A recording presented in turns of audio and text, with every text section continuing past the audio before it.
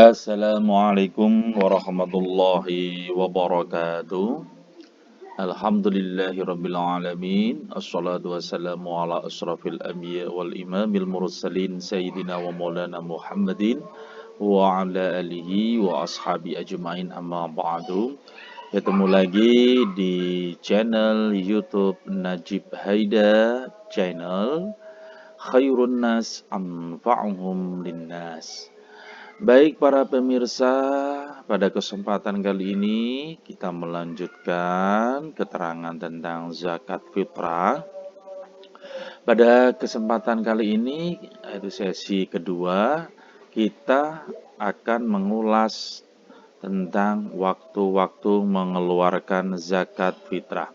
Pada kesempatan kali ini, saya akan menerangkan bahwa waktu-waktu mengeluarkan zakat fitrah itu menurut para ulama ada 5 waktu yang perlu diperhatikan. Apa sih itu? Hal ini dijelaskan oleh Sayyid Bakri Syaito yang urainya adalah sebagai berikut. Ya, kita lihat di layar monitor kita. Bisa dilihat pendeknya bahwasannya zakat fitrah itu ada 5 waktu.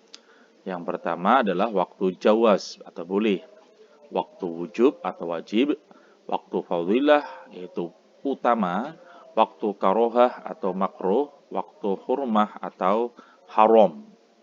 Adapun waktu jawaz adalah awal bulan, waktu wujub adalah ketika tenggelamnya matahari, waktu fadilah ialah sebelum keluar untuk sholat.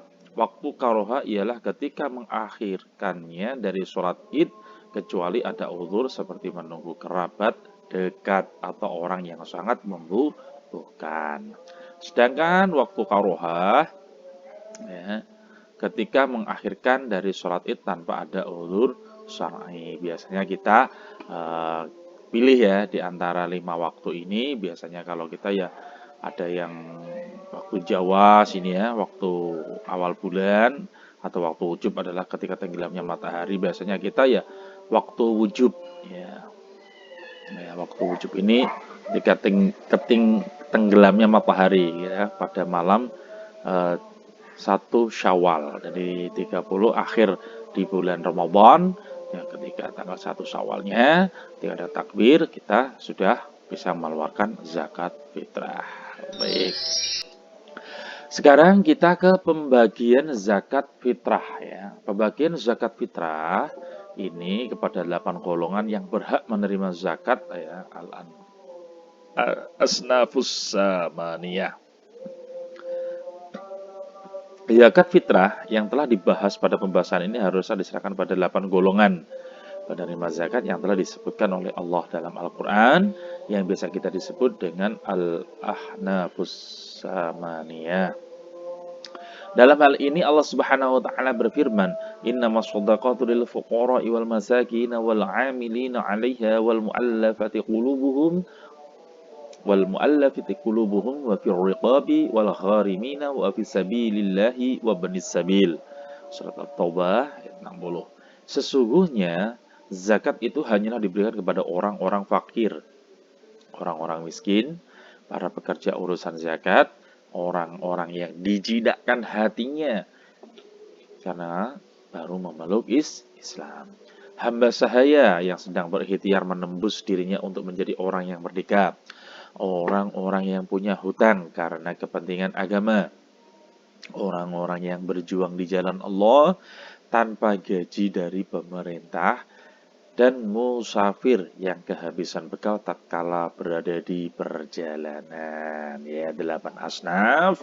Ya, ini jadi harus kita ketahui. Lanjut, kita.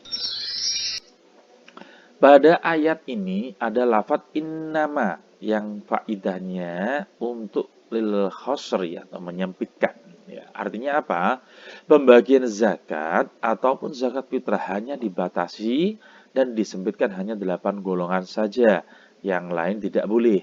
Sedang 4 golongan pertama dari ayat ini menggunakan huruf jar lam yang bermakna memiliki. Sedangkan 4 golongan yang lainnya digandeng dengan huruf jar fi, ya, fi yang bermakna dzarfiyah, yang berarti menempati. Hal ini berarti bahwa untuk fuqara, masakin, mu'allaf dan amil, maka zakat itu mutlak milik mereka dengan pembagian yang telah ditentukan oleh agama dan tidak boleh ditarik kembali dari tangan mereka.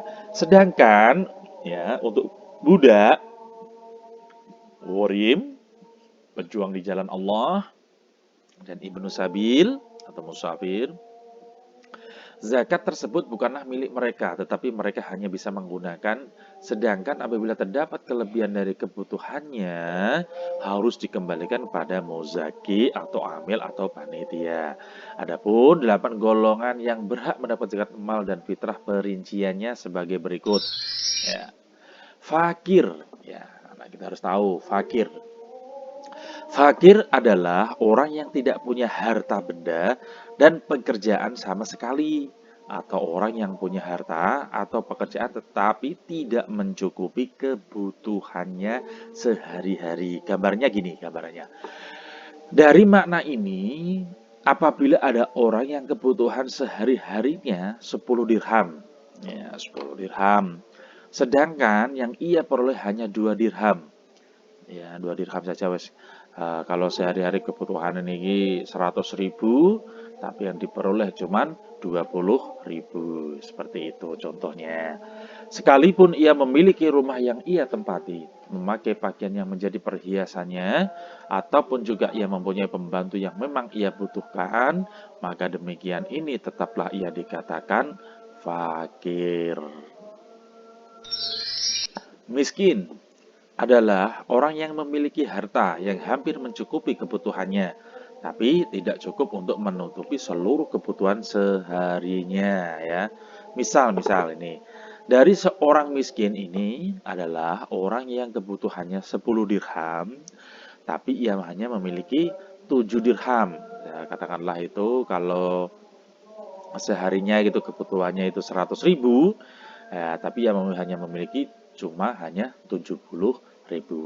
Sedangkan maksud dari ucapan dalam definisi yaitu segala sesuatu yang mencukupinya secara wajar dan tidak berlebihan, seperti makanan, minuman, dan pakaian yang umum, dan segala sesuatu yang berhubungan dengan kebutuhan sehari-hari yang tidak berlebihan.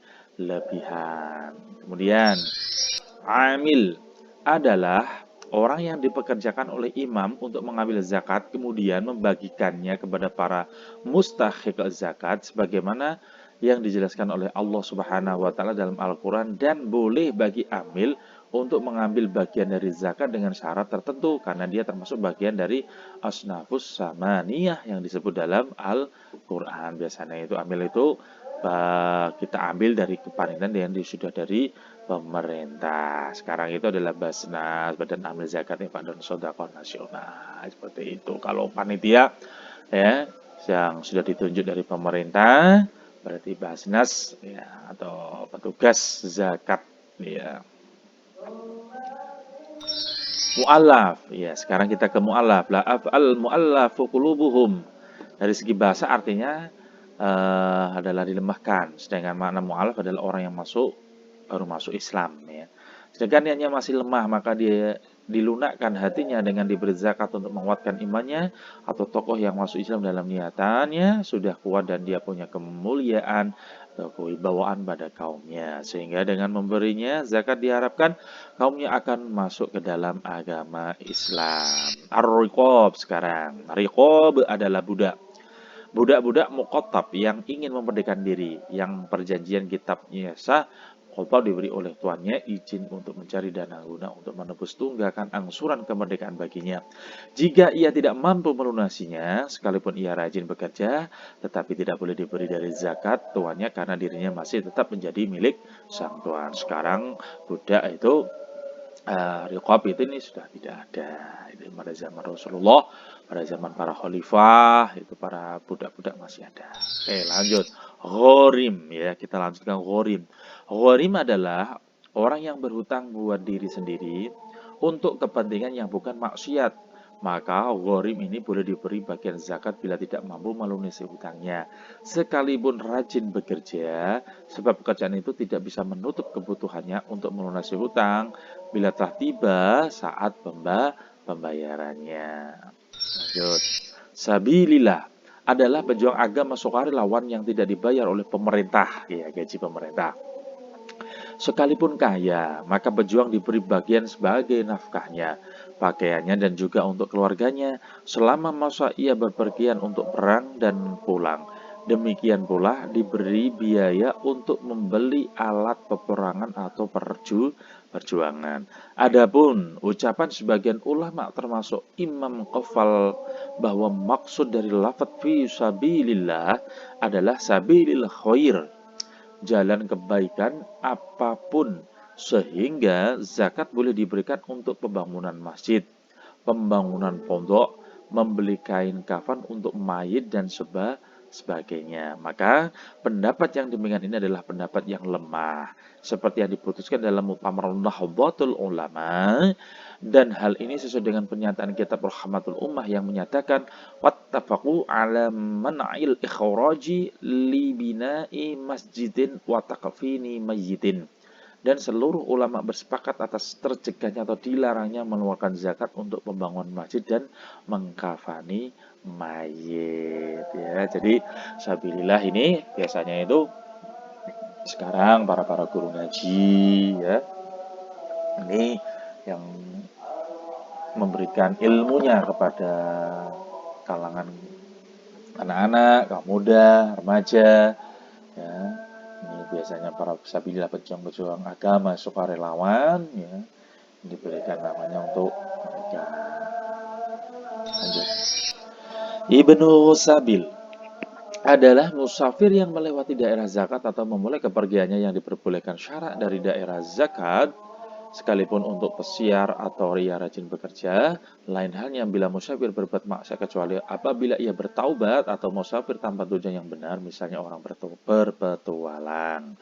Musafir yang demikian ini diberi bagian secukupnya, yaitu kebutuhannya dan kebutuhan pesertanya yang menjadi tanggungan, baik biaya nafkah, pakaian selama pergi sampai pulang jika tidak memiliki harta di tengah perjalanan atau tempat tujuannya. Inilah 8 golongan yang berhak untuk menerima zakat, dan selain apa yang telah kami terangkan dalam risalah ini, tidak berhak untuk menerima zakat apapun juga.